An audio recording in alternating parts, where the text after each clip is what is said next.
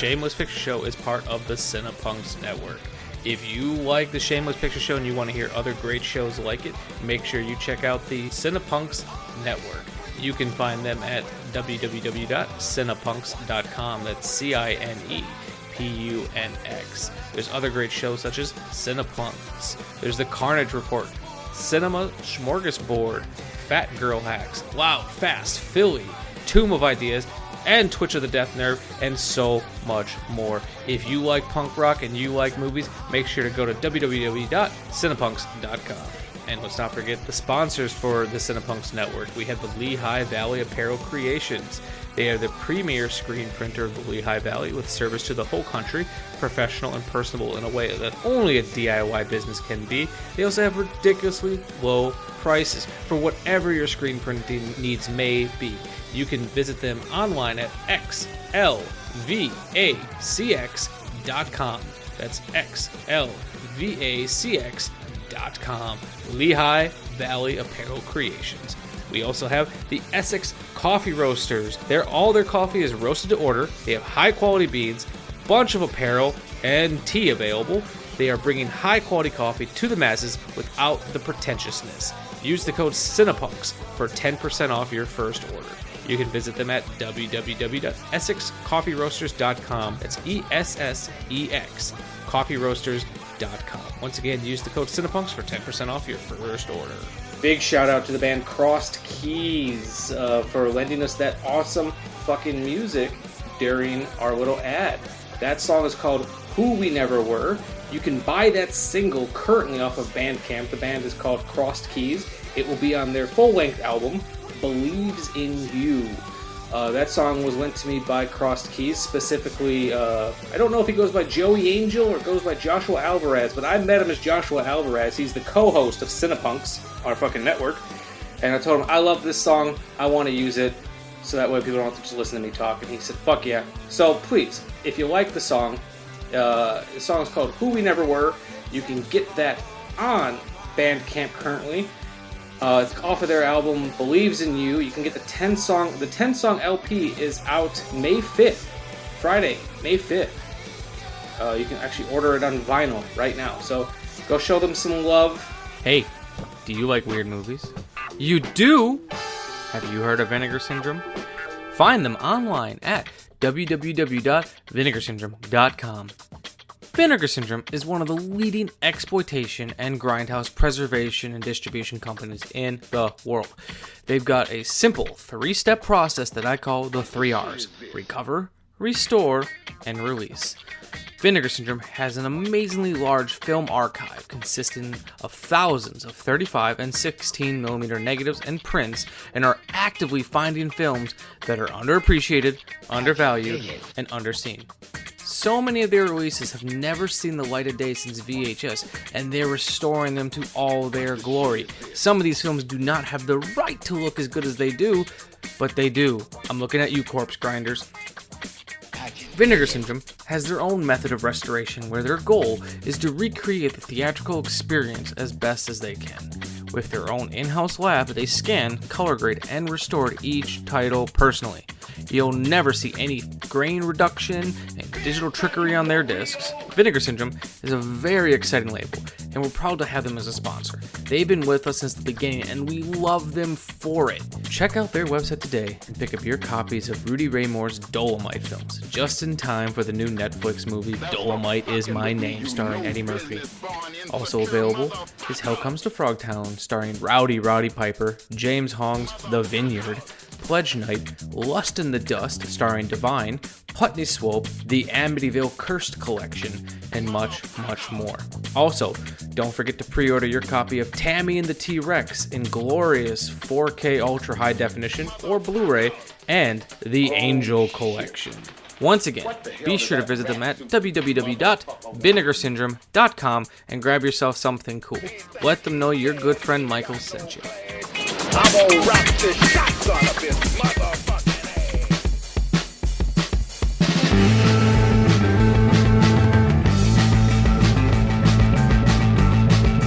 ass. Warning! This This movie podcast actually discusses movies. Be aware that it may discuss any of the following elements: endings, surprise twists, unexpected cameos, and all manner of spoilers. If this doesn't appeal to you, why listen to a movie podcast? Without further ado, please enjoy our feature presentation, The Shameless Picture Show.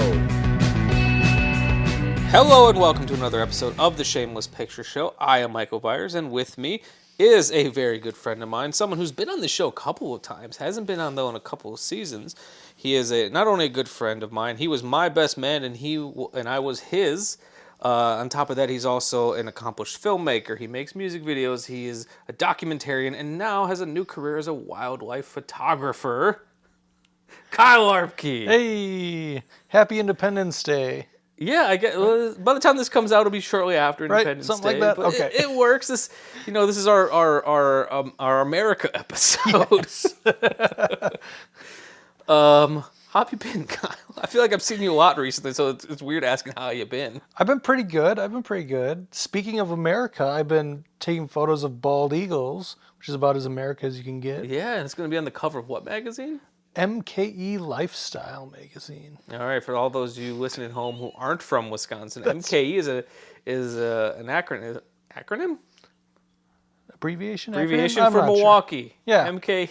And for those of you listening, if things sound a little different, we're recording a little bit differently. Normally, I'll be in my little studio space talking, but now we are recording in Kyle's living room. We have some wireless lav mics attached to us. It lets us be hands-free and untethered, so we could just pace and converse if we wanted to. But so if there's a lot of if it sounds a little different, that's why. If it doesn't sound different, it's probably because Michael did a lot of work in post-production. It could be. We'll find out. It could be. Which will not work well with my oh shit, I have to quickly get this episode out right. mentality. But what have you? So I've been taking some photos. I've been working on a few very small. I call them live music videos because there's becoming your specialty. Yeah, it's where there's this artist that I work with, Julian Kozak, and we've come up with these ideas where he wants to do some stuff where it's recorded on the location. And you just sort of do the song in a take. And I was just let's do one take for all these things, all these music videos. So it started we had one last year where we had, a camera operator. Why am I forgetting the term? I'm a filmmaker, aren't I? He's got a little... Dolly? Or no, Steadicam operator? Thank you, my gosh, yeah. Little Steadicam operator thing going on. So we did a video like that. And then recently we did two other videos. One is just a slow zoom in, and then another one that's much more... You know how much I like my zooms. Yeah. But they are a pain in the ass to get right. And for 3.5 minutes, my God. Not an easy task. So were you pulling focus while doing a zoom, or did you just kind of set your end point and just slowly zoom towards it? There was pulling focus while doing the zoom. Thankfully, I had someone else operate the camera for me. So there was a point while shooting my newest film, No Soliciting, where we do a couple zooms and a couple snap zooms in it. There was a point where we found out our little focus pulling rig was not communicating with the lens that we had, so it was constantly off. So then we got to the point where we had to do it by hand. So then you'd have one person pulling focus while the other person zoomed, all by hand. So they're all just underneath this really small camera, and then trying to do that. I don't know why we decided we had to pull focus while doing a snap zoom, but we thought, can we? Should we try it? Yeah. Eventually, it just got to the point where I just did what I did back in film school. Whenever I'd use the zoom lens, it's just set your final focus point and just do it. Well, what am I, Hitchcock? I don't care. Right. Well, and if you're working, that not to get real technical, but that all depends on like the type of glass you're using. Because if you're using photo glass, which a lot of people do nowadays, they use glass that was meant for photography. You can't set that focus point. Yeah, that's what we were. Oh yes, we ran into that as well because I think a couple shots we were using vintage lenses, and because that's like you said, that's what a lot of people do now. Because not always, but you can get some decent photo glass for a lot less than you'd pay for similar 100%. film and video lenses or glass. Yeah, totally. But then sometimes, and then what you run into, especially when you're using vintage lenses, is sometimes it just doesn't hold a focus. Like, actually, that movie, we talked about it off mic a little bit, that movie Ain't Them Body Saints, David Lowery's first feature film. There was a couple shots that in the middle of a close-up, it would go in and out of focus.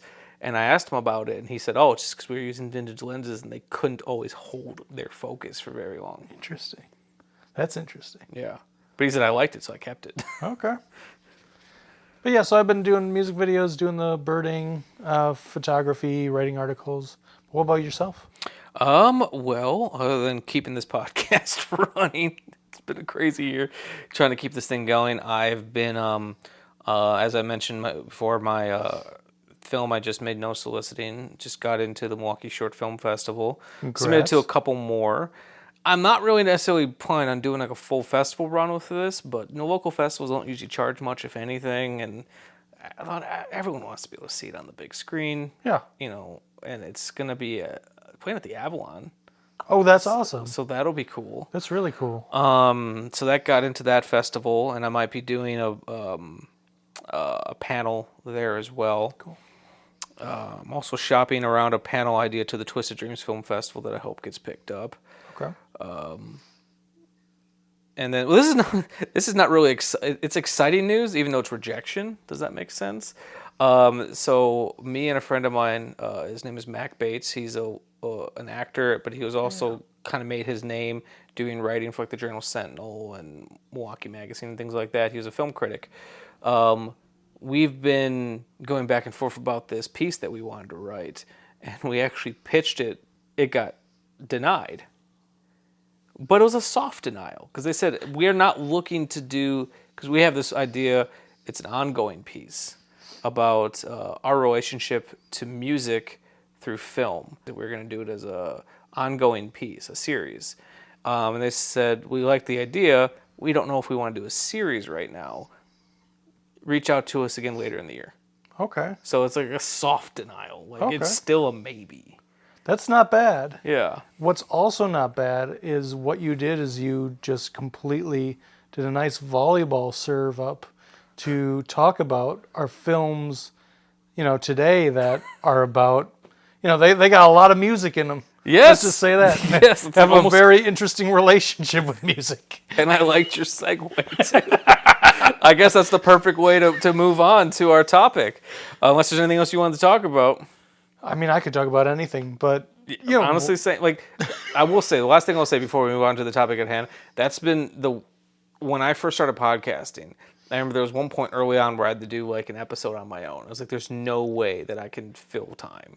And maybe like my first first episode by myself was like maybe like 20 minutes. I could do an hour by myself easily right now. Like it's you just get to a certain point of. I'll go take a bathroom break. We're good. Yeah. You just get comfortable talking to yourself. It may not necessarily always be the most eloquent, but it works. But if you haven't read the description for this episode and are confused, I'd like to imagine there's someone out there that just blindly listens to every episode of the Shameless Picture Show and doesn't even look at what the episode's about. They're like, fuck it, new episode, download. But if you didn't read the description or the episode or anything like that, today's episode we are going to be talking about two films. What? Two films. We are going to be talking about both Top Gun and and Top Gun and Top Gun Maverick. So as listeners know, usually I'll write a little intro where I will explain the plot for the films that we're just discussing. I'll try to give some historical context. Your boy's been tired, and I just never got to it. So, this episode, very, very much like I've done a couple times this season, I'm just going to fucking wing it. Nice. You know? So, I guess let's talk about the first Top Gun, give the description, then give the description of Top Gun Maverick, and we can talk about them both, like, interchangeably. Yeah, sure. So, Top Gun, a very popular movie from 1986, I believe. Let's see how close I was to that. Let's see. Top Gun, 1986? Holy shit. Top Gun, 1986, is about... You know what I'm going to do? I'm going to cheat. I'm going to read the descriptions off of Letterboxd. Oh, okay. All right, so the description for Top Gun, plus then we can make fun of these descriptions if they're bad. For Lieutenant Pete Maverick Mitchell and his friend and co-pilot Nick Goose Bradshaw, being accepted into an elite training school for fighter pilots is a dream come true. But a tragedy, as well as personal demons, I guess, will threaten Pete's dreams of becoming an ace pilot. From 1986, directed by Tony Scott, based on a magazine article. What? Yes, it was based on a magazine article written by Ehud Yone. I'm probably mispronouncing that, where he talks about the Top Gun flight school, and so that the writers Jim Cash and Jack Epps Jr. took a lot of inspiration from that and made this story. Early film in the career of that of Tony Scott. This is his second feature film. This is the second one. Yeah, he might have done some, like, I don't know, like, if he did shorts or music videos and stuff, but this is his second feature film. Okay. So this is a really early film for Tony Scott, who I think is the better of the two Scott brothers. Or at least I think the most rewatchable. I loved Ridley Scott movies when I was a kid, but I have not kept up with his work for quite a while. I just feel like Tony Scott's having a lot more fun when he's making a movie than Ridley is. I feel like Ridley almost hates the process of making a movie sometimes. Definitely. Like, Ridley Scott's got the whole, like, I'm British and things have to, like, you know, I gotta kind of be angry about everything I do. And yet his brother Tony Scott feels like the most American Brit I can imagine. Yes, totally. Like, it's phenomenal. So the first Top Gun stars Tom Cruise as Lieutenant Pete Maverick Mitchell, Kelly McGillis as Charlie Blackwood, my boy Val Kilmer as Lieutenant Tom Iceman Kosinski, and then you got Anthony Edwards as Nick Goose Bradshaw, Tom Skerritt as Mike Viper Metcalf, Michael Ironside in a really small part in this movie. Yeah, like I said, from 1986. And then we're also going to be discussing from 2022, from Joseph Kosinski, Top Gun Maverick. Letterboxd describes it as, after more than 30 years of service as one of the Navy's top aviators and dodging the advancement and rank that would ground him, Pete Maverick Mitchell finds himself training a detachment of Top Gun graduates for a specialized mission, the likes of which no living pilot has ever seen. Facing an uncertain future and confronting the ghosts of his past, Maverick is drawn into a confrontation with his own deepest fears, culminating in a mission that demands the ultimate sacrifice from those who will be chosen to fly it. That's actually a much better description than the first Top Gun. Yeah. But there's also more story in Top Gun Maverick. That's true.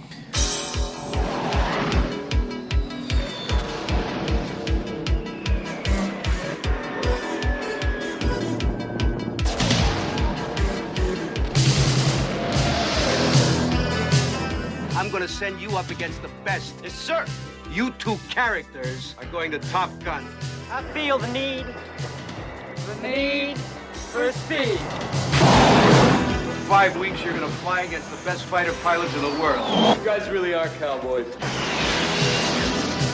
I don't like you because you're unsafe. That's right. I am dangerous. The wild card flies by the seat of his pants. Yeah, I guess when I see something, I go right after it. It takes a lot more than just fancy flying. Film in this school is about combat. There are no points for second place. You figured it out yet? What's that? Who's the best pilot? No, I think I can figure that one out on my own.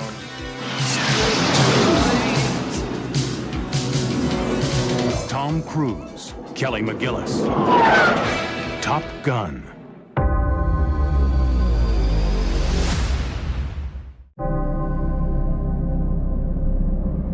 +30 years of service. Combat medals, citations. Only man to shoot down 3 enemy planes in the last 40 years. Yet you can't get a promotion, you won't retire. Despite your best efforts, you refuse to die.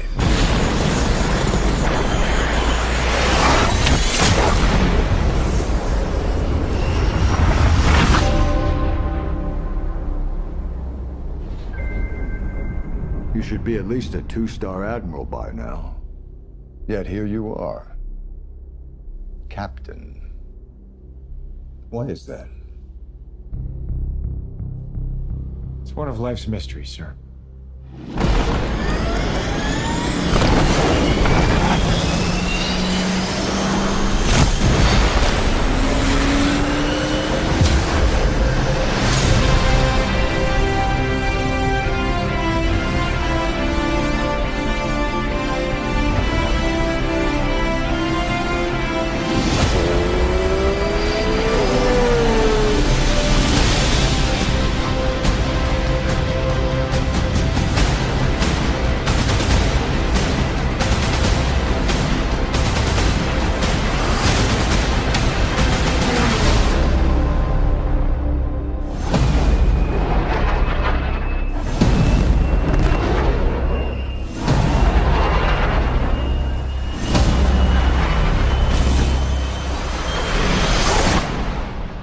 The end is inevitable, Maverick.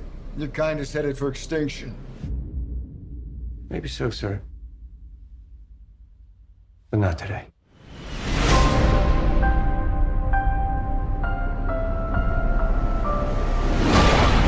As I said, directed by Joseph Kosinski, who had made the films Oblivion and Tron Legacy before.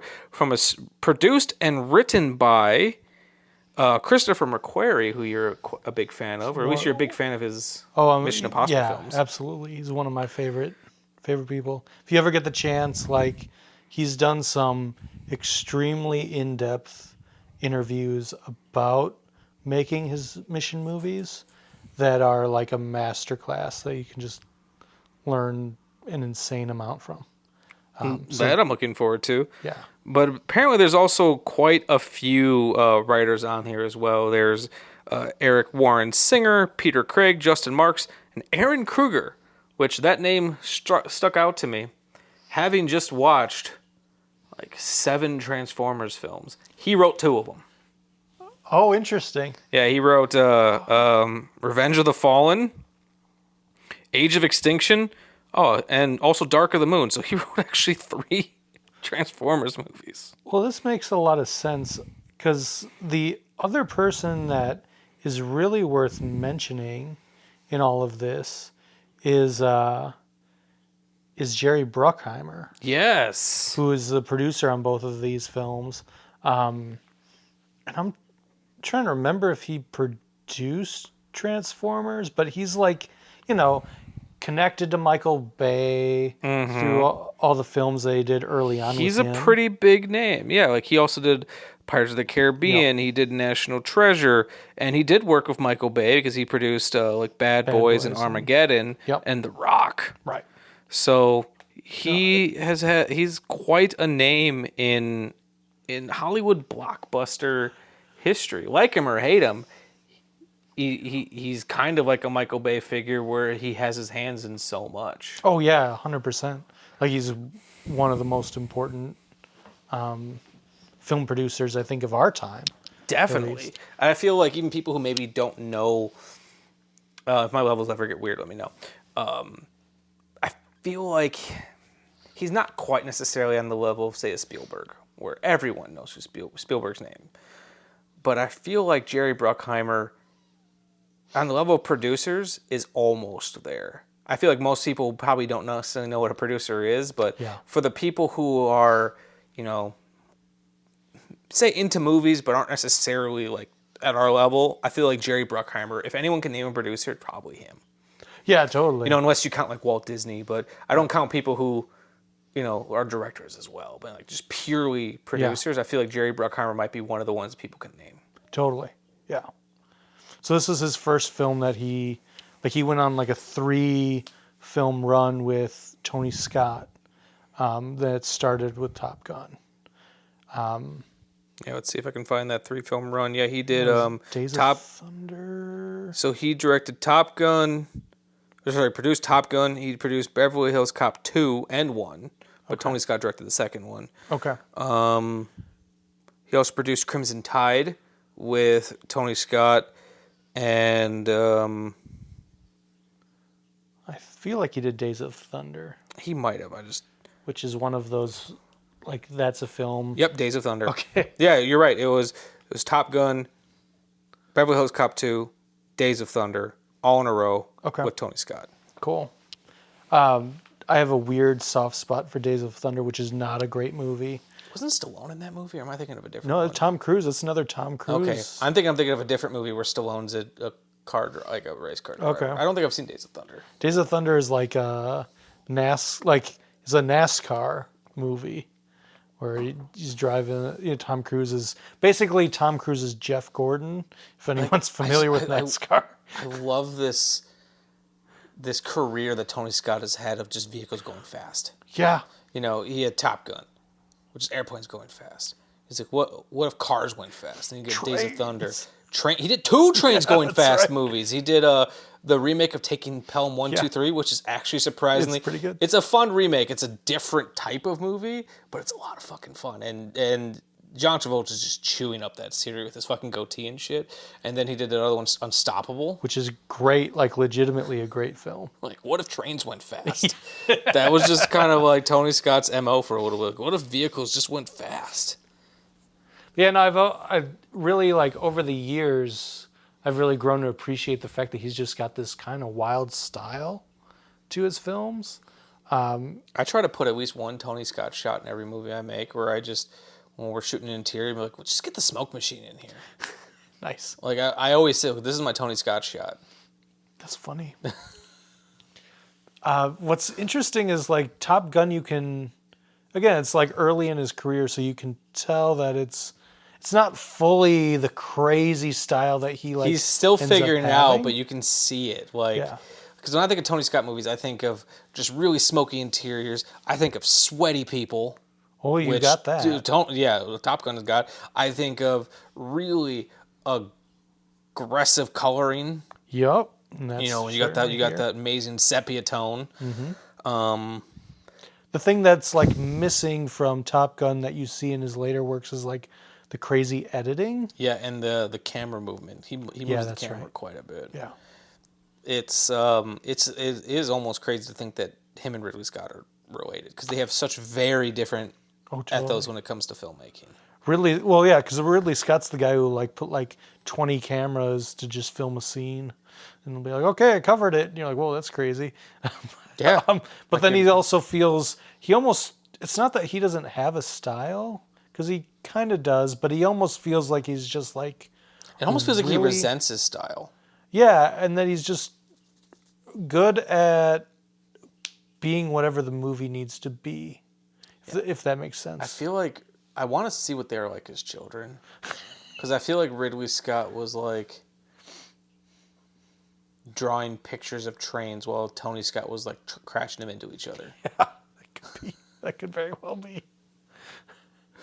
I just think that'd be great. Oh, yeah. Oh no, what were you gonna say? I was gonna say, going back to this description of Top Gun from Letterboxd, it is hilarious to me that they make it sound like Maverick's got, like, a drug or problem. I know his demon. Like, professional demons. wrestling has taught me to know that demons means you have a drug or alcohol problem. That's right.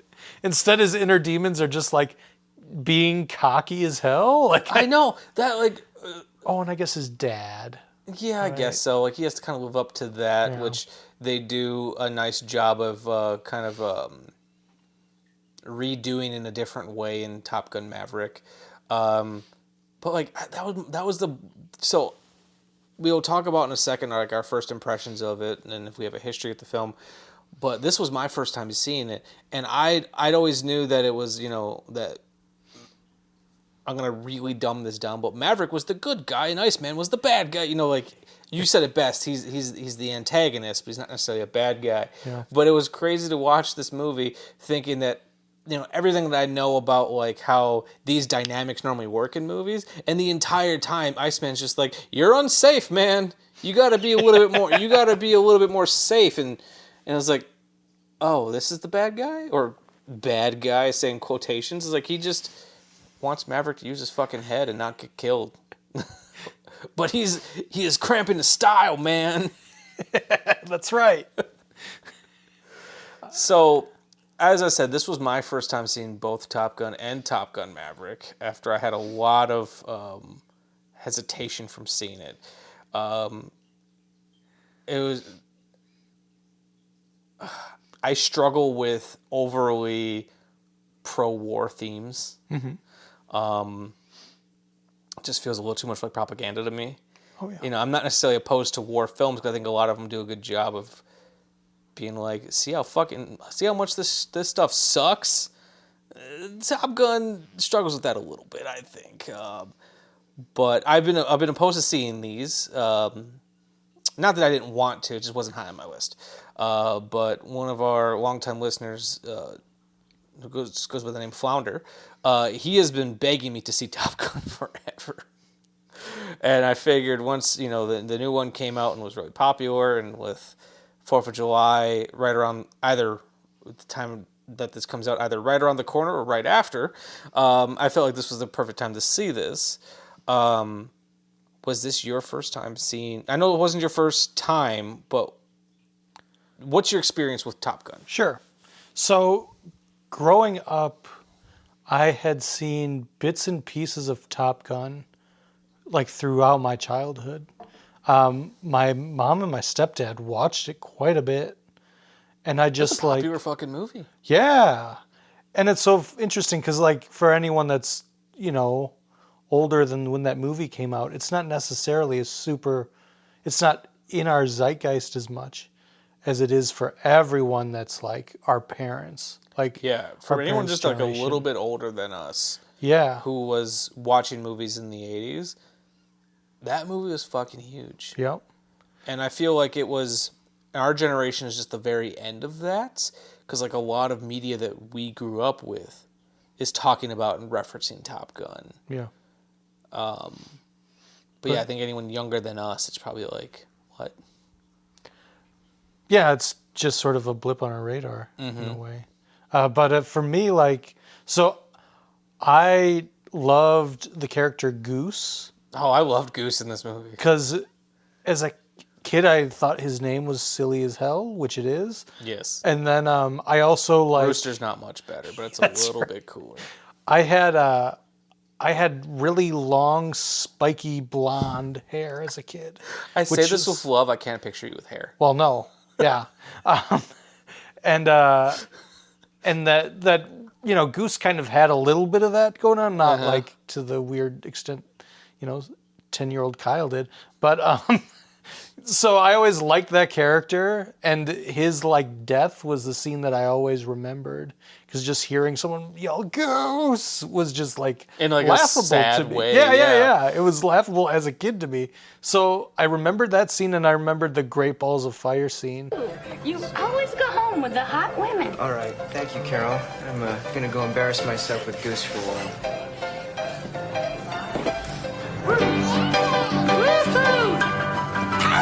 You shake my nerves and you rattle my brain. Think about your love drives a man insane. You broke my will, oh what a thrill. Goodness gracious, great balls of fire. But then I had no recollection of any of this until last year. Only thing I really knew was the volleyball scene, because I'd seen it on TV. And shit. Totally. Yeah, it's I remember that they had a volleyball scene. I know there's a bunch of dog fighting, but you're don't know. It all felt kind of at arm's length in the sense of my brain didn't remember them vividly. Mm-hmm. And then last year, with Top Gun Maverick coming out, we knew, Jess, my wife and I, we knew we were going to go see it. So I was like, well, we might as well watch Top Gun, because she had never seen Top Gun. Yeah. And I was like, I don't remember this movie at all. So last year I'd watched it, and then we had seen Maverick a week or two after that. So that was coming back into it.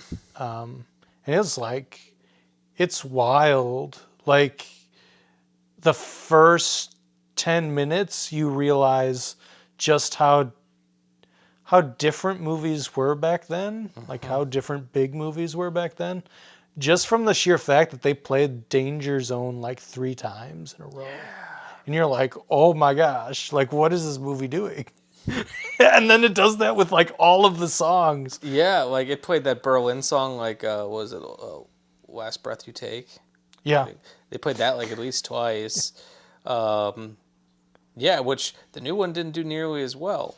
Or didn't do nearly as much of. They played Danger Zone once, a respectful amount of times. Yes. They kept it safe. Yeah. And they didn't consistently go back to it, though they went back to that theme song, like the score, quite a bit. Yeah.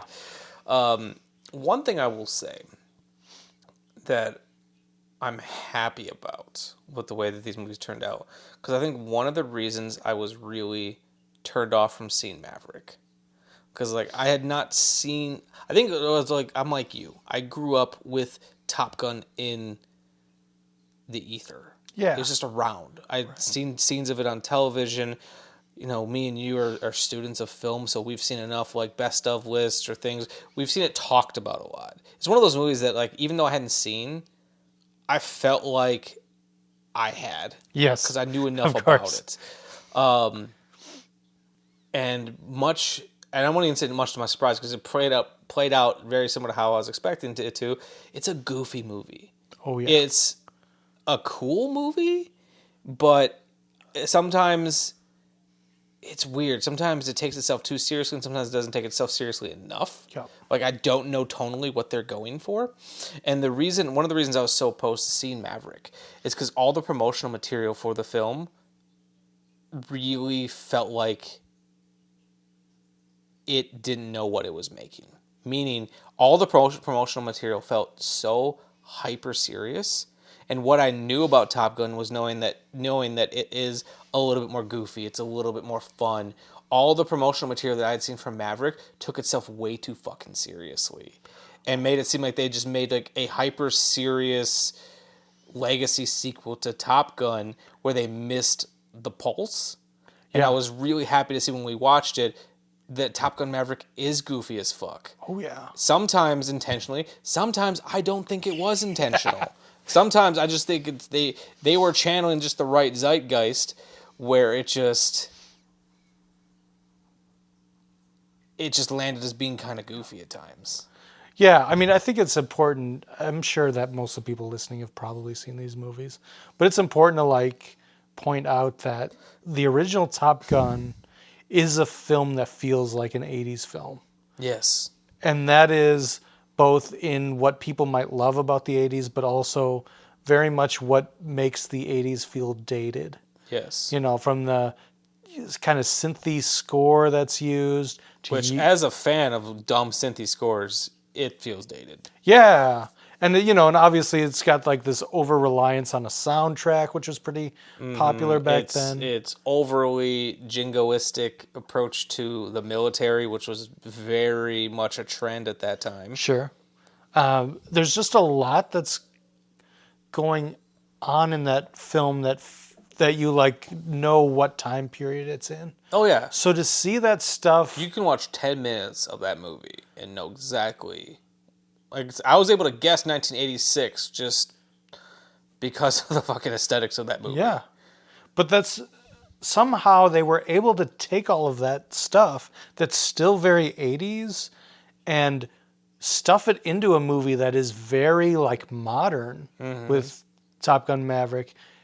And I feel like they did a good job of, like, balancing I agree. It didn't feel like they were doing like a Stranger Things type thing where like, look how much we love the 80s. Right.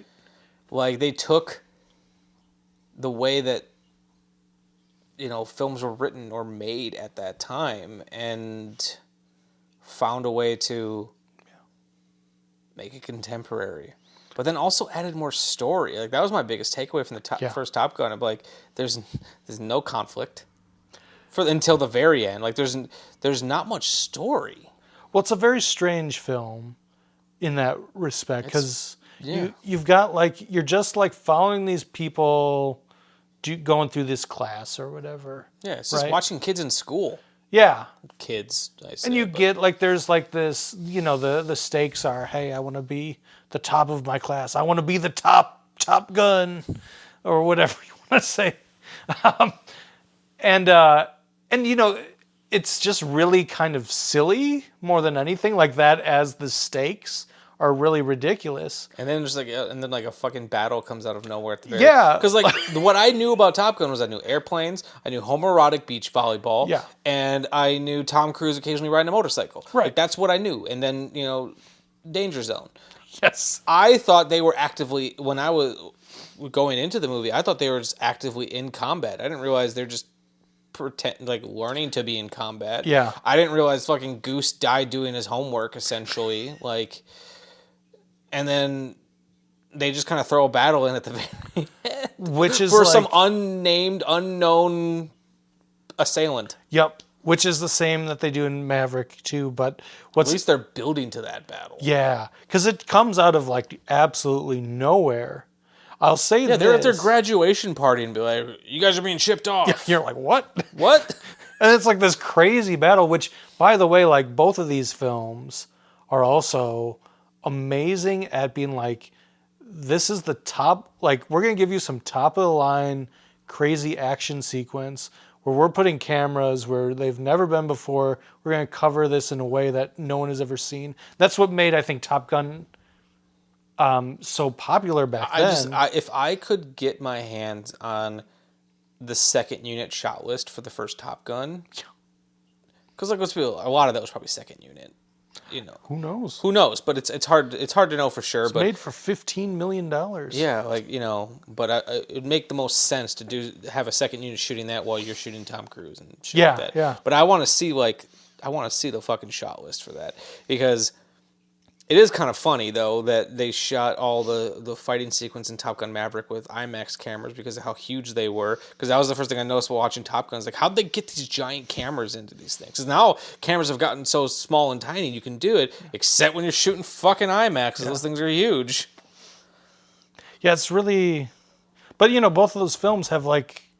Those action sequences at the end are great. Even in the original Top Gun. Yeah, they hold up really fucking well. Yeah.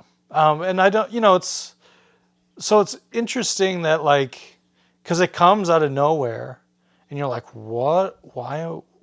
What does this have to do with anything we just watched? Like, I feel like if Howard Hughes would have been alive when that movie was made, he'd fucking lose his mind. Because filmmaker and famous reckless Howard Hughes, he was trying to shoot dog fighting footage back in like the 40s. Yeah. And I feel like he'd lose his fucking mind if he would have seen that movie. Yeah. And they pull it off. Like, it's a great final sequence. But it does feel slightly out of place when you get to it in the narrative. And then Top Gun Maverick does the exact opposite, where, like, and that's, I don't know how much I'm going to be, maybe I'm skipping ahead too far. Whatever. But the genius behind Top Gun Maverick is that, at least I believe, when you get to those final action sequences, for how, you know, that movie, there are things that are hit and miss about it until you get to that action sequence. Like, but when you get in that action sequence as an audience member, you are in it. Yeah. You are living it. You are on the edge of your seat. And so much of that has to do with how they built that up within the narrative itself. They start you off like, first act, they're like, here's the run through of the crazy thing. And then like 2 or 3 times within the movie, they like run through it again of like, this is what's going to go down. But what they do and what's genius about it is not only is 2 things. One is the thing that they have to do is pretty insane. They got to go through this crazy ravine thing, go up this mountain. Just like Star Wars. Yeah, go down this mountain, shoot the Death Star, and then climb back up it. But then then climb back out of it in a way where they're gonna then be picked up by the rockets. Yeah, but that's so the first thing that's crazy is just like hearing how they're gonna do it. You're like, that sounds nuts. But then the second thing is every time in the movie, before you get to that like action scene, when they talk about this mission, they do not talk at all about how they're going to survive after. No. And so you kind of like, as an audience member, you kind of forget about it. Mm-hmm. So you get to the action scene at the end, and you're like, fuck, this thing's crazy. Oh man, it's as crazy as we thought it would be. And then they get up the mountain, and you're like, yeah, man, they're done. They got this. And then the shit hits the fan, and you're like, oh yeah, that's right. Yeah, and it's like one thing the movie actually does that I also think is genius is the audience member is kind of a surrogate for these Top Gun graduates. Because the line that sticks out to me is when I think it was John Hamm's character, when he's talking to Tom Cruise, and Tom Cruise is like, you know, this mission is impossible, and he's like, yeah, this entire time you've just been telling him how it's impossible to accomplish. And you're like, and as an audience member, you're like, yeah, how the fuck are they going to survive this? And then you get the scene of Tom Cruise showing that it can be done. Yeah. And even done better than they had planned. Mm-hmm. And then it makes us, the audience, just as these characters are feeling like, oh, maybe this is possible, it's making us as the audience feel like it's possible as well. It's very clever writing in that way. Yeah. And what I like that Top Gun Maverick did is it took the glaring issues the first Top Gun has and tries to correct them. It's not to say that Top Gun Maverick does not have issues of its own when it comes to storytelling and characterization, but the biggest thing I'll give it credit for, it took a character that I legitimately did not fucking like in Maverick. I just thought he was a pretentious piece of shit, and I was like, I don't give a fuck what happens to him, and it makes me actually give a fuck. Well, I think big part of, and I was saying this when we watched it, they made him a fucking loser. Yeah. Instead of being like, look how cool I am, and look how great my life and career has been. It's like, no, dude, you can't get... He's like one of those old pro wrestlers who just won't get out of the ring. Well, so everyone behind these movies, I feel like is pretty smart. Because even like, so Top Gun, everyone, I think, goes into it nowadays thinking like, oh yeah, Tom Cruise, he's the main guy, like he's going to be the good guy, whatever. But what the movie is about is it's about like, hey, you have to like learn to trust other people.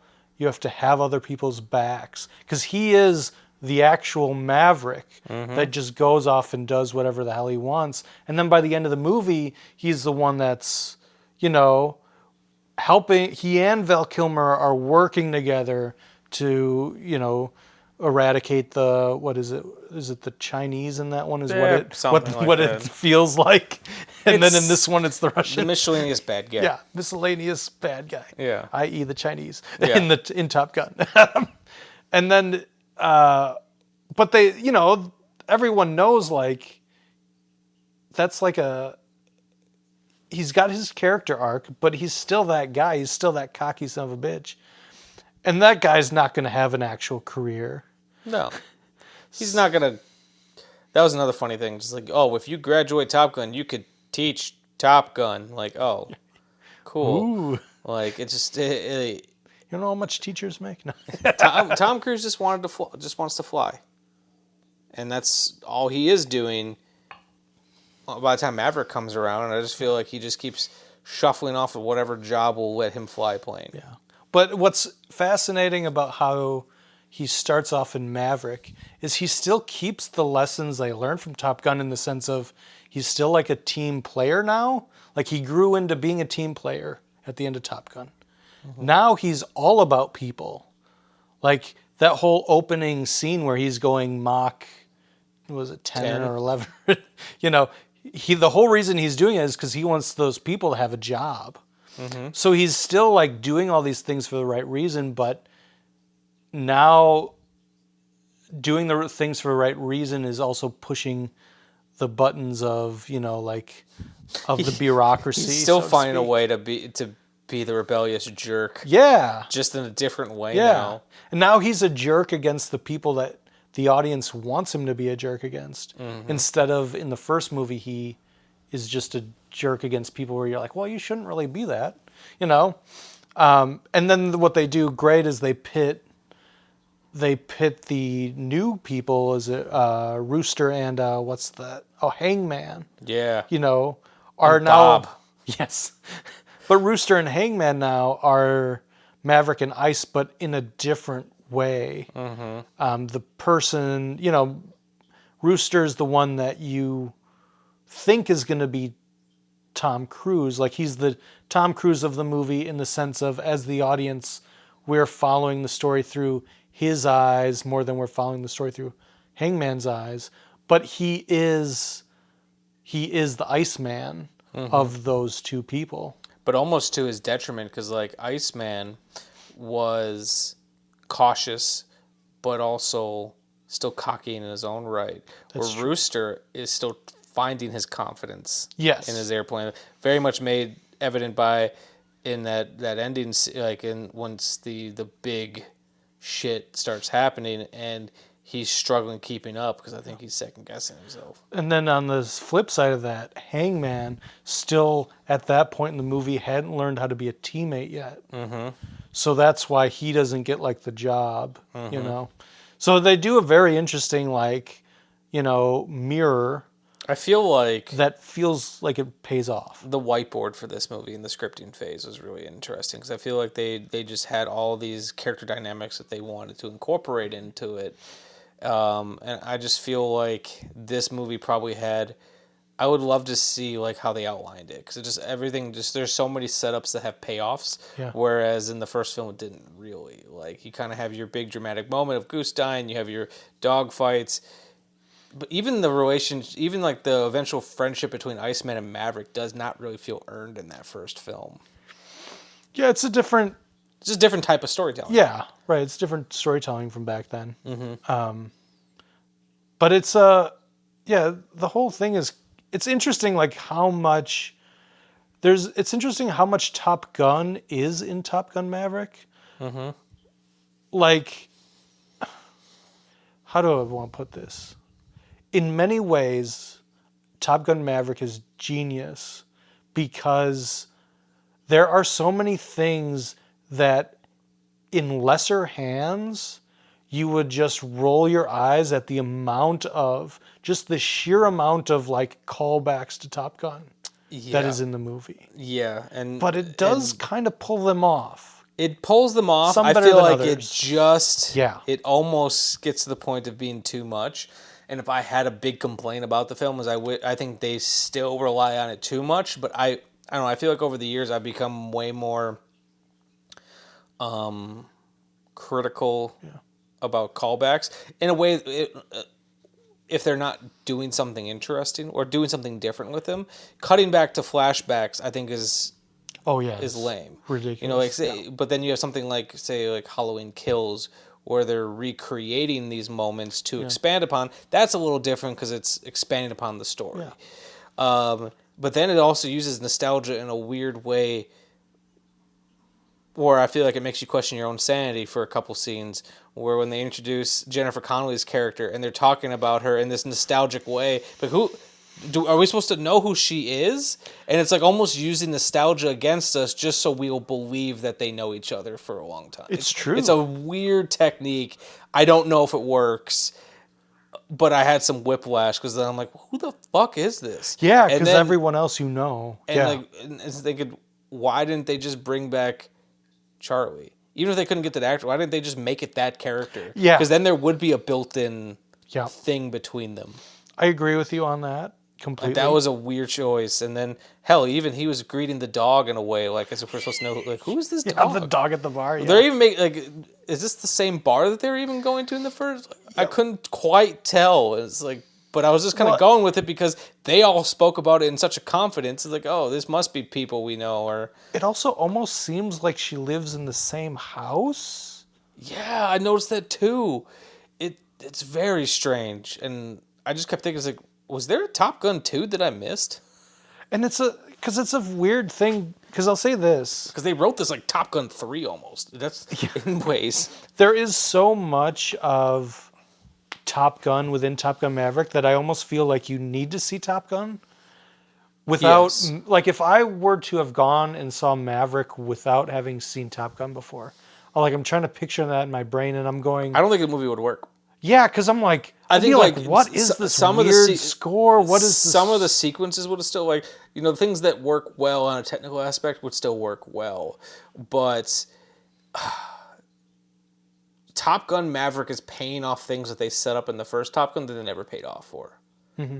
And I think with just, like, to get Tom Cruise's character arc that he has in the second film, you need to see what they built up in the first one, because he never truly has he arcs in that film, but it's a very lackadaisical arc. Yeah.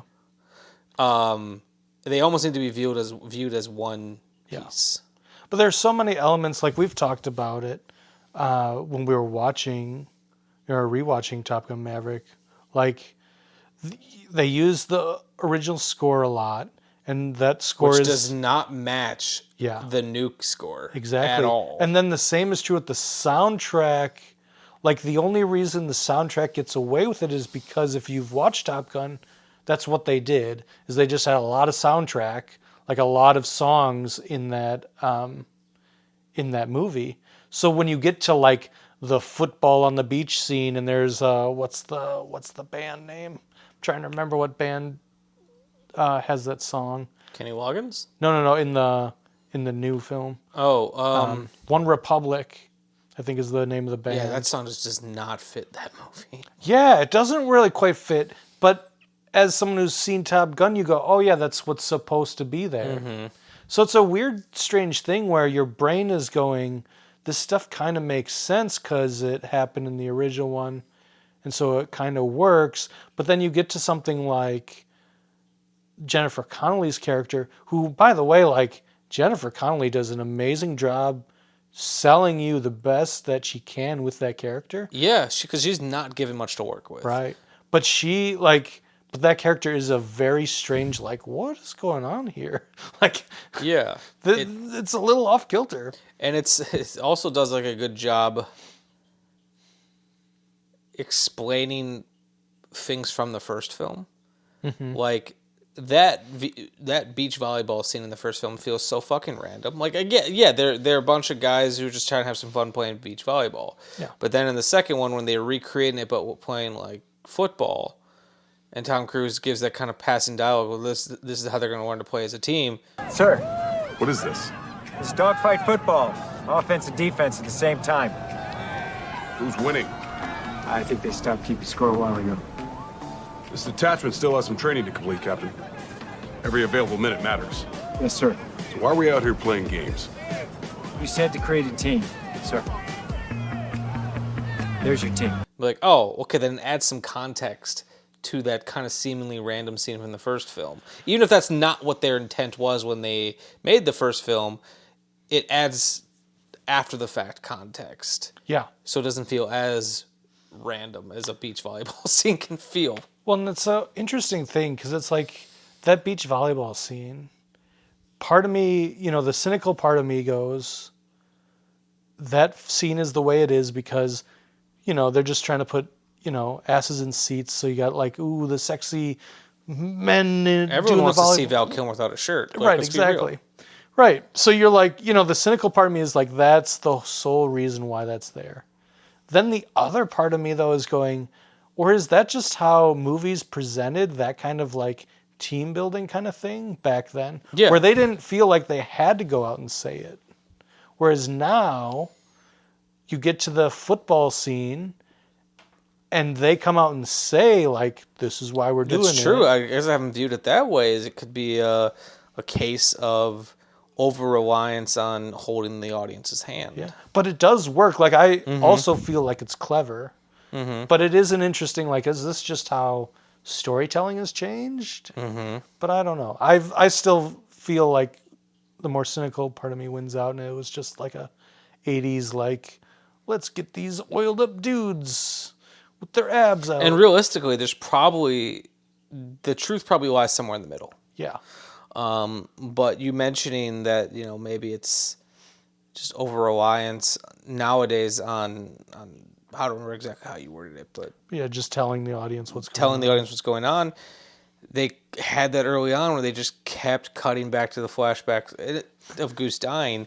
And it's not even just they cut back to it. They cut back to the same shot a couple times, and it's, all that wasn't needed. You know, I'm just thinking, what would the movie Yes, people who are coming off the street who haven't seen the first Top Gun probably would be a little lost, but I feel like you see Tom Cruise, you see the pictures of Goose that he still has, you eventually learn the relationship between him and Goose's son.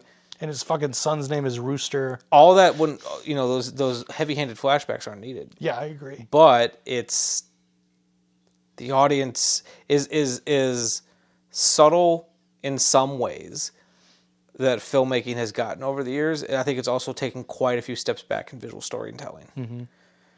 Because now it's like now films are made by so much so by committee, where you have people who just giving notes just to be heard, and if anyone in a meeting is like, "Is this clear? What's going on?" Well, then they have to go back and or the amount of times that we've both probably watched movies, and you can tell that a line of dialogue explaining something was added via ADR because someone was either confused or wanted to make sure that no one could possibly be confused. Yeah. And it reminds me of like Kubrick. He used to have different cuts of his films for American audiences versus European audiences. And his European cuts of the films were usually a little shorter because he didn't have to hold the audience's hand as much. Makes sense. He didn't have to have as much dialogue explaining shit or... Yeah.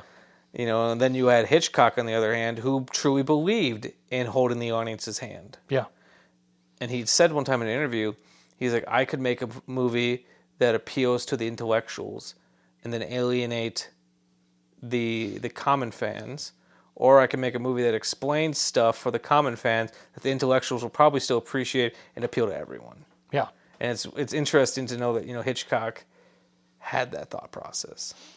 Well, Macquarie has done like a really good job of doing that throughout his Mission Impossible movies. Mm-hmm. Like those movies are kind of like that style of filmmaking, that genre lends itself to this like very dense, you know, plotted out kind of thing. Like this has to happen, so this happens, so this happens, so the world doesn't die. It's kind of like a Bond film in that way, right. where there's just like, it's almost a Rube Goldberg machine of plot. Yeah, but Macquarie's become kind of like a master of delivering that in ways that feels really good to the audience, where you're not getting it spoon-fed to you per se, or if the times where it is like heavy, it's interesting and it's quick. Mm-hmm. And you get in, you get out, and you're boom, you're done.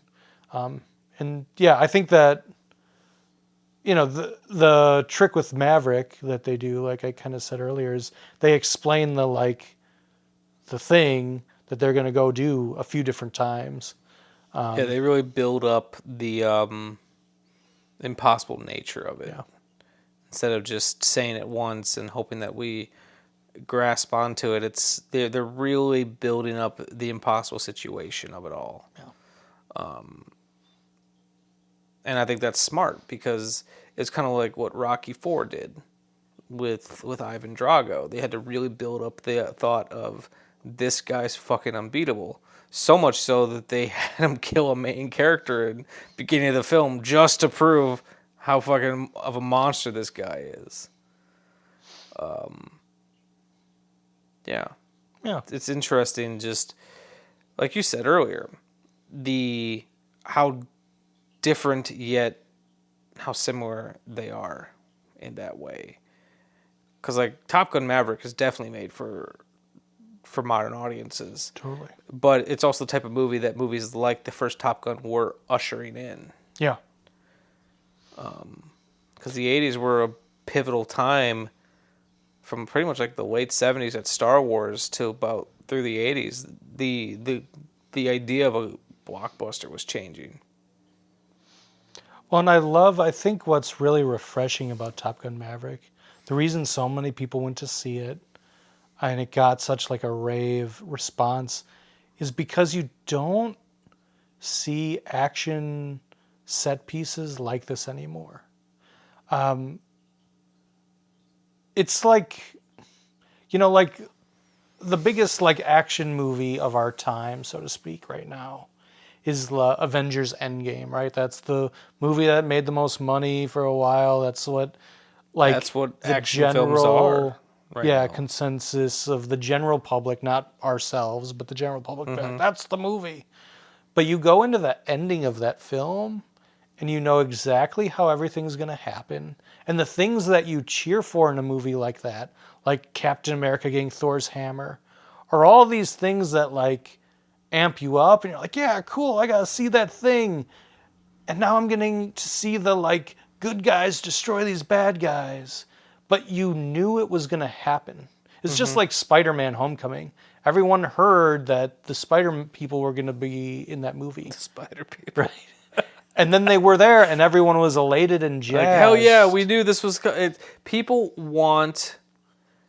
love writing their own fan fiction and want it to come true. Yeah, but what people have been missing and what Top Gun delivers on is it gives you something completely different.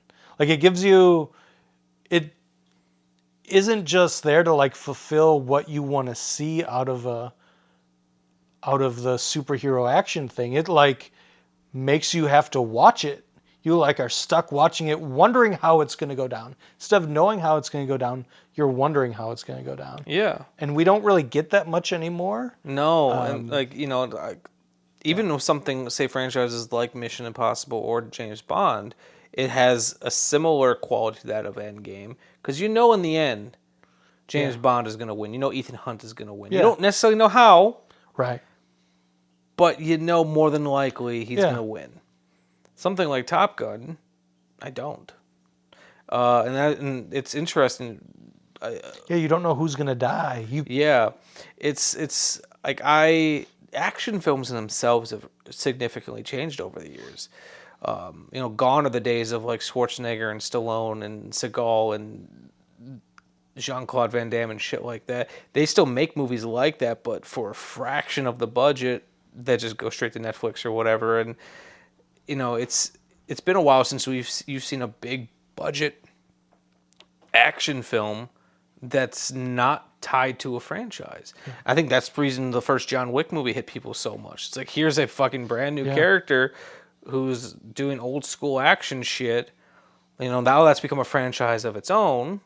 And I'm not here to like shit on franchises or anything. No. Like I have both a Halloween and a Friday the 13th tattoo. Like I'm okay with franchises. But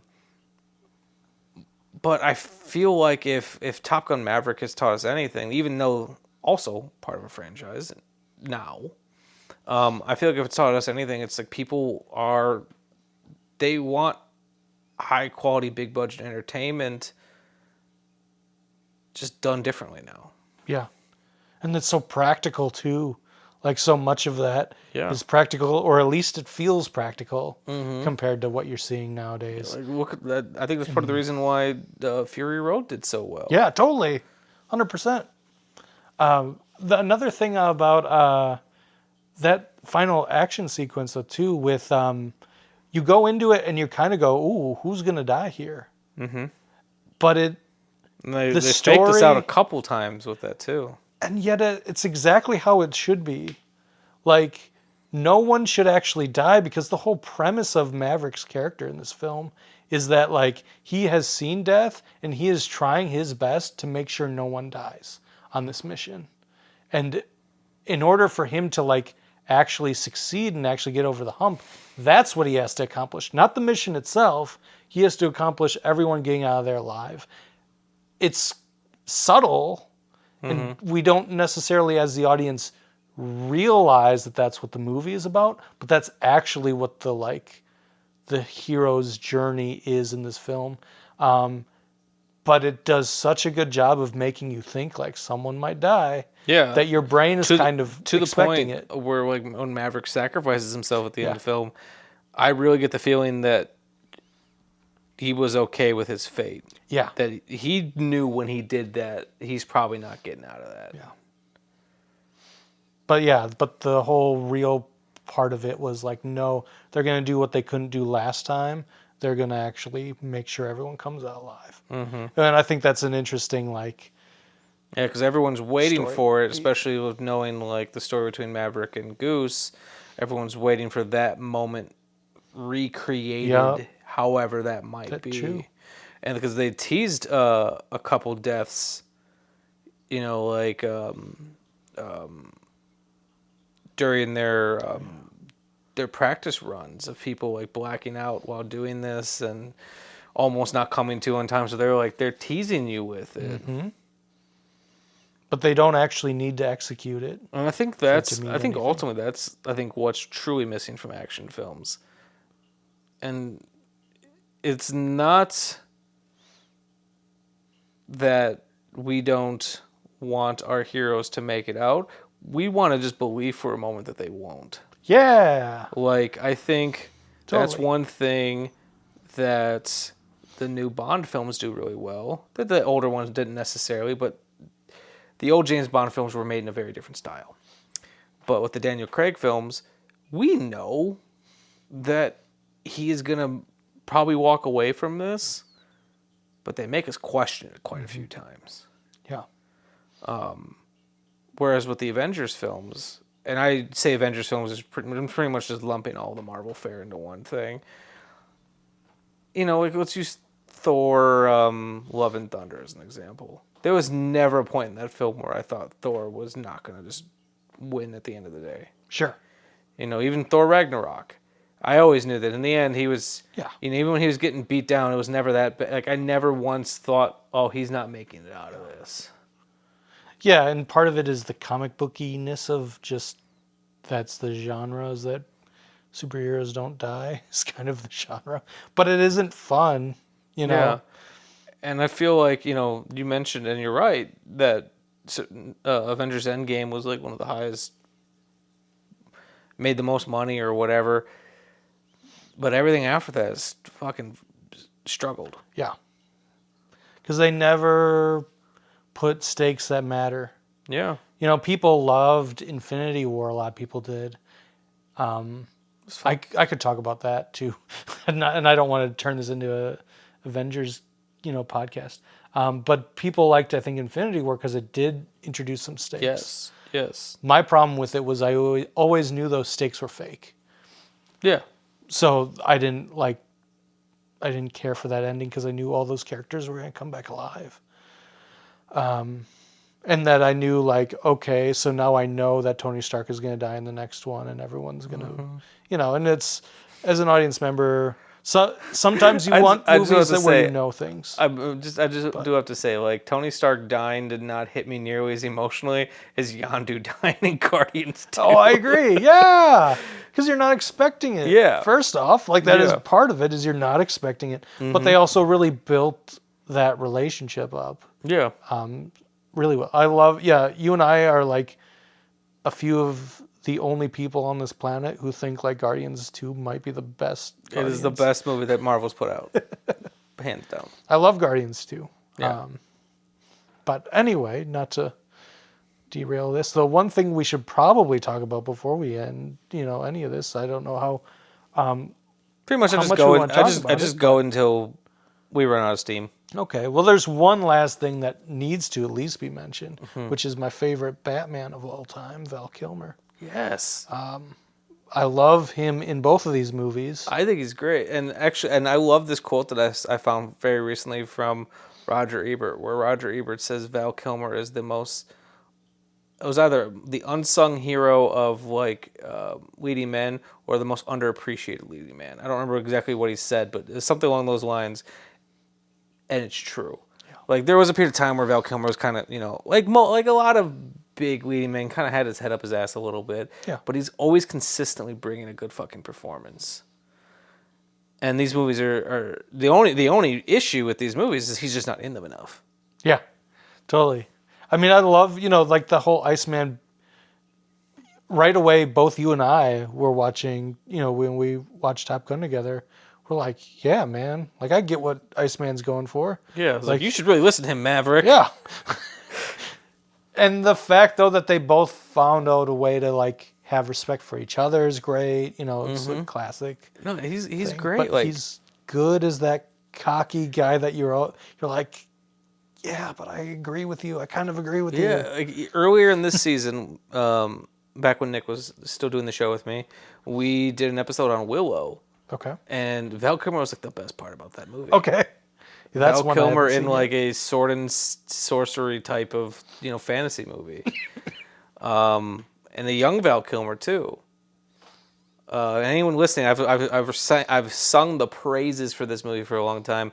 But if anyone wants to see how good Val Kilmer can be, go watch it was one of his first films. It's called Real Genius, where he plays a genius in a college who is just. He's the smartest person on campus. He's just bored, and doesn't apply himself because he's just bored. And it is one of the most charming, just chaotic performances ever. He's great in it. Nice. I thought they did a really wonderful job of bringing him back in to the movie and giving the movie some heart through him. Yes, and it's a character I don't think people were expecting to be the heart for the film. Yeah. And I think that's one thing my wife Amanda even mentioned, is she just loved that they became friends. Yeah. Because when we watched the first one, she was watching it with us, but I don't feel like she was really as engaged. But she's right. Even she was admitting that is the heart of this film, and any bit that Maverick might have softened is because of Iceman. Mm-hmm. And I don't mean softened as a bad way. It's softened in that he's still fucking alive. And still has a job. Well, it's and again, it's like the payoff of the first film. They both learned lessons, and they both gained respect for each other at the end of it. And now we got to see how that paid off. Mm-hmm. And to bring Val Kilmer back, he has a few lines at the end of the scene that he's in, but even before then, just the amount of emotion that he can show in his face. He's still he's acting. Yeah. I think so many people, when they think of acting, they just think of how lines are said. Not even everything else that goes into it. They just think of purely, does this line sound good? Does this line sound bad? I feel like a lot of people, even big movie fans, don't know what they're looking for when it comes to a performance. And just how good he's stealing that scene from Tom Cruise, and he's not even fucking talking. Yeah, right. And Tom Cruise I've never thought he was an incredible actor. I think he's got a great presence. There haven't been a lot of Tom Cruise performances that have just wowed me. Okay. There's been movies he's been in that I've really liked, but he's still a fine, credible actor. But Val Kilmer acted circles around him, and he didn't even fucking talk in that scene.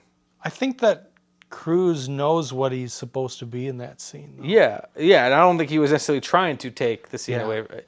If Cruise is a smart actor in that he knows that acting's a give and take, and he's giving Val Kilmer everything he needs to do that scene well, which goes to show you how good of an actor Tom Cruise actually is. Have you seen Collateral? Yes, that is one of the movies that blew me away. It changed my opinion on Tom Cruise. Yeah, it's one of my favorites of him. He's pretty damn good in I know it's probably not as politically correct nowadays, but Last Samurai, he's pretty damn good. Yeah, or what's that one? What's the P.T. Anderson film Magnolia? Oh, sure, yeah. With his little fucking ponytail. Yeah, and it's funny, they've somehow built a character for him in these Mission Impossible movies that doesn't really feel like it's there in the first couple. Yeah. So they've done a good job with that too. I love the first Mission Impossible. Yeah. Because I'm also just a huge Brian De Palma fan. He's kind of playing Maverick in that movie. Yes. Too. He's got that cockiness. Yeah, and I feel like that's just kind of young Tom Cruise. Yeah. He had a very different persona in the 80s. Yeah. Also a different smile in the 80s than he has now. Yes, before they fixed it. And then while I loved Mission Impossible 2 as a kid, yes, there's not much to that movie. It's just John Woo, just John Wooing the fuck out of that movie. He's the woo. Yeah. But yeah, it's like it's I feel like I'm glad to see. Well, I've not seen any of them. No, I've seen a couple of them. I don't think I've seen the last like 2. Okay. I saw the first 3, and I think I saw the one after. So I think I saw the first 4. Okay. I'm glad to see that there's some cohesion now with these films, because like those first 3 movies, other than having the same character, do not feel like they should be from the same fucking franchise. I kind of like dug that about. Like, I'll be honest, I kind of dug that about the franchise, was that it was like every movie's kind of its own crazy thing. Mm-hmm. And that's the one thing that saddens me a little bit about the fact that they like brought McQuarrie back for all these films. But I'll say this, like, in McQuarrie's favor, the 2 films he made, Rogue Nation and Fallout, are very different feeling movies. Okay. And that's really cool. Like, it's really fucking cool. Yeah. And I'm sure that this Dead Reckoning movie that's split into 2 movies for whatever reason, that'll be another solid film. But regardless of all that, Tom Cruise has like found a way within the last bunch of years to like reclaim a resurgence. Part of it is through these movies, that have such nostalgia with people. Like Top Gun. It's kind of funny. Him and Nicolas Cage have had a weirdly similar career, but a very diminishing returns. Like, they have found a way to, go from young promising actors to big time leading men. Then started finding weird little personal projects that they wanted to do that they could lend their name to. And then both developed a persona that they're playing in their films. Yeah. And I said they've had a very similar career, but just had very different ways that they've turned out for them. Yeah. One, not to, before I made it a Marvel podcast, not to turn it into a Tom Cruise podcast. Obviously, his role in Tropic Thunder is legendary because it's so bizarre for him. Yes. And then the other film that I actually think is just fantastic is Edge of Tomorrow. So we've not seen that one, even though I own it. It's one that like I just keep thinking, oh man, I want to watch this movie, and I just keep putting it off for whatever reason. I randomly saw it in the movie theater when it came out because I watched the trailer, and Tom Cruise gets like a lot of like, you say his name and there's a lot of negative reactions to him and all this, but I've always I've just always respected the movies that he's made. Like, I just feel like he, more times than not, he knows how to choose it a out script. of the park. Or he knows how to choose something he can work with, because he also has his people that he'll have do rewrites. And I was just like, I remember seeing the trailer for Edge of Tomorrow and being like, this looks ridiculous. Like, I gotta go see this. This looks cool as hell. And I was right. It's cool as fuck. Like, it's an amazing film. Really great action sci-fi movie with a lot of heart in it. And I think Tom Cruise has a great performance in it. He's playing a little bit of that, well, the way that he starts off the movie is very unexpected for a Tom Cruise character. Okay. And it's quite interesting to see him pull that kind of character off. Okay. No, it's been one I've been definitely excited to see, because I like the idea of like a sci-fi action film. Also has just notoriously incredible sound design. Yeah. To the point, this is a little bit of a tangent, to the point where that movie was in my home theater forms was known as a home theater killer. Whoa. So it's going to be a little bit of a tangent. When it comes to audio, there's something known as reference audio, reference level. Usually when it's in the mixing stage, they have their audio set to reference, which is usually when, if you're playing pink noise through each speaker, it's hitting about 75 to 85 decibels. So that way all of your speakers are set to the same level. And if you play at reference, which is 0 dB, theoretically, if you listen to reference on any system, it will sound the way that the creators intended it to sound. Okay. A lot of people watch their movies at reference right away without like previewing the movie first to see what the peaks and valleys are going to be like. Yeah. To give you an idea, reference audio, it uses I think it uses a I don't know if it's absolute or relevance scale, meaning it goes 0 is reference, and then it goes up to plus 18 decibels from there. Okay. And then below reference is, I think, goes all the way down to like negative 45. So like if 0 is the loudest where you set your speakers to, yesterday when we were watching Top Gun, we were about negative 15. Okay. From reference. So it was loud, but not quite to the loudest point. A lot of people just start theirs at 0, which is reference. That the beginning 30 seconds of that movie has a bass wave that hits so low that if you have your stuff set too high and you're not ready for it and your subwoofer's not ready for it, it'll blow your subwoofer. Whoa. Because it goes so low to the point that a lot of subwoofers can't even accurately recreate it. Mine's not powerful enough to recreate it. Wow. And it was so much so that when they re-released the movie on 4K, they curved that because it was wrecking people's systems. Interesting. That's interesting. I didn't know that. Yeah. So it was notoriously a home theater killer. Okay. Which is not going to be interesting for anyone who's probably listening to this show. I don't know, man. I feel like at this point in time, because you talk quite a bit about your home theater stuff, that I feel like you should have the home theater audience as part of the audience that listens to this podcast. You'd think, but I guess I don't know who's listening to this show. I don't know what my audience is.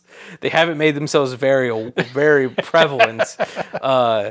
So if you want more home theater content, let me know and I'll talk about it more. I'm always just worried about boring people. Sure.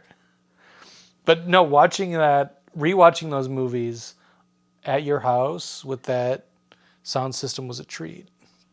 I got back to my house and I played something and I was like, I can't hear anything that sounds like crap. And like all things considered, you have a pretty decent sound bar. Like I highly recommended that one to you. But ultimately, when it comes to sound, it all comes down to frequencies. Low frequencies, high frequencies, mid-range. Most speakers usually live within the mid-range to a little bit high. Something's piercing your ear means it's got too much of the high range. If it's really bassy, it's low range. Most times, like a sound bar, it can get those mid-ranges, maybe a little bit high, but it cannot fucking handle any bass. Sure. When I got my speakers, it's got a high, the frequency can go down lower, obviously, because it's got these nice big woofers on them, and then adding a subwoofer just makes it allow it to go down even deeper. So essentially, just by getting better speakers, my system's able to play far more frequencies than, say, a soundbar can, and especially more than a TV can. Because, like, in comparison, you know how big the woofers are on my speakers. The TV, they're about the size of my thumbnail. Okay. So it's just you can just play more effectively. Makes sense. Yeah, it's fun. It's like being in a mini movie theater. And that was the goal. And if you get a chance to, audience members, especially Top Gun Maverick, like watching it with a robust audio system, is definitely a way to go. Like what I always tell people, if you can't afford to get like separate speakers, a receiver, all that, I get it. It's not. It's also not for everyone. It take up a lot. Like my living room is pretty much dedicated to that, and I won't budge on some things. Like I need my speakers to be at least 30 degrees apart from each other. My rear speakers are about 110 degrees apart from my listening position. My overheads are about 55. Like I have it all down to fucking. I retaught myself trigonometry so I could set these up correctly, and because of that, like my speakers are gonna be in this spot, and I'm not gonna budge on where they go. You can do anything you want around them, but they're gonna be here. I get that. It's not everyone has the real estate for that, and everyone's not as anal about it as I am. but do yourself a favor and at least get a decent soundbar. If you truly love these movies, and if you're watching Top Gun Maverick with your television speakers, you're not watching Top Gun Maverick. That's true. Is what I'm gonna say. 100%. And not to be like that guy, but and when I get speakers, Michael's definitely setting mine up because I got a F16 in math once, and I'm not gonna try to learn trigonometry. Well, I've got tricks. I got trigonometry. Hey, that's nice. I like it. Trigonometry. Very good. Was there anything you want to talk about with Top Gun Maverick, or Tom Cruise, or the Marvel films, or storytelling in the 80s versus now? Yes. Oh, we've talked about a lot in this episode. Oh, yeah, hopefully it's a good listen. I feel like we covered some good stuff. There are other people who could talk about, how Top Gun Maverick saved or didn't save the movies and all this other stuff. And ultimately, when it comes down to it, I will even admit for myself, I struggle more with talking about newer films than older films because off mic, me and Kyle were talking about this. I'm a research junkie. I like context. I like digging into things, figuring out where this film falls in, say, a director's filmography, a writer's filmography, what came before, what came after, looking back. There's far better critics out there who can talk about new media better than I can, but I felt like this was a great opportunity to finally knock this off my shame list and also hang out with my best friend for 3 times in 1 week, which with our schedules normally we can't do. No. I'm actually surprised we're able to do this. Yeah, no, this is great. It's amazing that lined up this way. It was fun to talk about these because I was a big fan when Maverick came out, so I was glad that you got the chance to watch them. I'm glad we got to watch them together. Definitely. And for those of you keeping track at home and want to know what's on the horizon for the Shameless Picture Show, keep in mind I am recording this way in advance. So the next episode that will be released is going to be Once Upon a Time in America, Sergio Leone's film, which I'll be doing with Christopher Kai House of the Twisted Dreams Film Festival. After that, I'll be talking about Elaine May's film from 1976, Mikey and Nicky, with filmmaker Drew Britton. Oh, okay. After that, I'll be doing, I'm going to mispronounce this Italian title, Buo Omega, which I think its American title is In the House of Darkness or something like that. Anyways, it's an Italian horror film directed by Joe D'Amato with burlesque artist Katie Cadaver. And then after that, I'll be doing Elia Kazan's film A Face in the Crowd with Nick Spacek of the podcast Carnage Report. I'll just go through the rest of the season in case you guys are curious. After that, I'll be doing Martin Ritt's film Norma Ray with John Connolly. After that, Billy Wilder's Sunset Boulevard with both Eric Arsnow and Nick Aldrich, which should be a good one. Yeah. After that, I have Blue Velvet, David Lynch's film, with my friend Josephine and her friend, who's a graphic designer named Rachel. After that, we're doing the Japanese film from 1977, House. Oh, very nice. With a guest by the name of John Connolly. Then we're going to go Polish, and we're going to do Andrzej Zulawski's Possession from 1981 with both Eric Arsnow and my friend Josephine. Then we're going to do Seven Samurai with Mark Krofchek. And then finally, we're going to end the season with probably the biggest movie, A Very Brady Christmas, which Nick will be coming back for. And we might even get Derek St. Holmes on that one. Ooh, very nice. You got some fun guests? Yes. Coming up.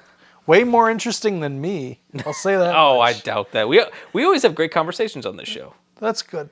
I still think one of my favorite episodes that we've ever done was Duel. Yeah, that was good. That was a great episode. Back in your apartment, we recorded that one. Oh my gosh. Well, this is the first episode in the house. Yeah, that's right. All right, guys. Thank you very much for listening. Kyle, is there anything you want to promote? Any social media accounts or anything? I don't know. Tell what's going on with you that you want to promote. Follow me on Instagram at the Carp with a K 14. I fucking love that screen name so much. If you want to see some cool wildlife photography, and I usually promote the music video stuff when I have that coming out too, and then I post a lot of silly Star Wars stuff and I don't know, whatever I got. Anytime I've got silly like amounts of chocolate in my diet when I'm out on the film shoot, I generally take a photo of it. It's a fun account.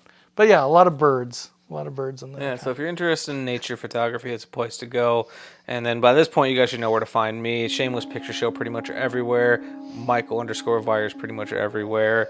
And thanks for listening, guys. The Shameless Picture Show is recorded in Milwaukee, Wisconsin and Easton, Maryland, and is hosted and produced by Nick Richards and Michael Vyers. Today's episode was edited by Michael Vyers. Our opening theme music was written especially for us by The Directionals, with narration by Zach McLean. The end credit music you're enjoying at the moment was generously provided by my friends in the band 10 Speed. The Shameless graphic design is masterfully done by Amanda Vyers. An extra special thank you to all of our Patreon supporters and to our generous sponsors. We are on Spotify, Stitcher Radio, iTunes, Google Play, and Libsyn. You can find links for all these amazing people in the description below.